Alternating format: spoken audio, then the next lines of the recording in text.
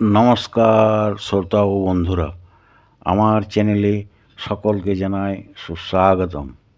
আজ আবারও একটা ভিডিও নিয়ে উপস্থিত হলাম আপনাদের মধ্যে। আজকের আলোচনার বিষয় হবে তুলা রাশির ত্রৈমাসিক ফল বিষয়ে আলোচনা করব। তবে আর দেরি না করে আজকের ভিডিওটি শুরু করছি। তুলা রাশির জাতক ও জাতিকাদের মঙ্গল গ্রহটি রাশির ষষ্ঠভাবে মিত্র রাশি মীন রাশিতে আগামী 1 জুন 2024 পর্যন্ত শুভভাবে অবস্থান করিবেন। সুতরাং মঙ্গল আপনার জন্য শুভ ফলদাতা হইবেন। তবে ব্যবসায়ীদের জন্য বিশেষভাবে শুভ ফলপ্রদায়ক হইবেন। রাহু মীন রাশিতে রাশির ষষ্ঠভাবে গোচরে শুভভাবে অবস্থান করিয়াছেন। সেক্ষেত্রে রাহু আপনার জন্য 18 মে 2025 পর্যন্ত নানাবিধ শুভ ফলদায়ক হইবেন। বুধ গ্রহটি আগামী 10 মে 2024 পর্যন্ত স্থান লাভ করাইতে পারেন।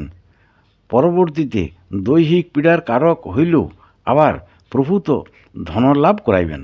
শুক্র গ্রহটি 24 এপ্রিল 2024 পর প্রথমার্ধে মনে দুঃখ প্রদান করিলেও পরবর্তীতে নানাবিধ উপায়ে এবং সৎ পথে অর্থ উপার্জন করাইতে সক্ষম করিবেন। শনিদেব আগামী 29 মার্চ 2025 পর্যন্ত অর্থনাশের কারক বটে, তবে শনিদেব গোচরে কুম্ভ রাশিতে অর্থাৎ নিজ গৃহে গত 18 মার্চ 2024 উদিত হইয়াছেন।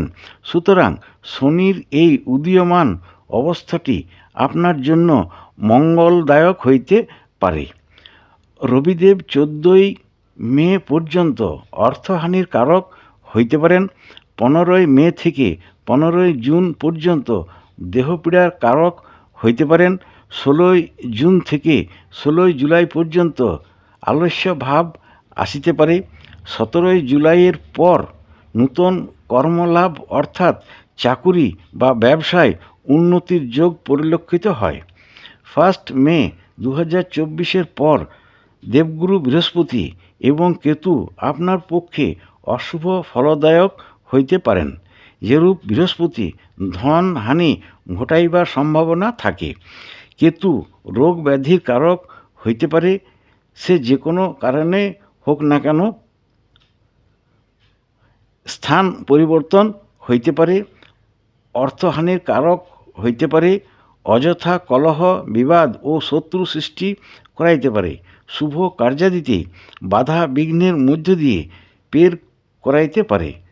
যদিও প্রতিকার প্রসঙ্গে আলোচনা করা যায়, তাহলে আপনার পক্ষে একটা রামবাসকের মূল ধারণ করা কর্তব্য এবং একটি 7মুখী রুদ্রাক্ষ ধারণ করলে বিশেষ উপকার লাভ করিতে সক্ষম হইতে পারেন। যাই হোক, আজকের তুলা রাশির ত্রৈমাসিক ফলের আলোচনা এ পর্যন্তই। যদি ভালো লেগে থাকে তাহলে অবশ্যই একটা লাইক দেবেন এবং আপনাদের বন্ধু ও প্রিয়জনদের এই ভিডিওটি শেয়ার করে দেবেন, যাতে তারাও এই ভিডিওটি থেকে উপকার লাভ করতে পারেন।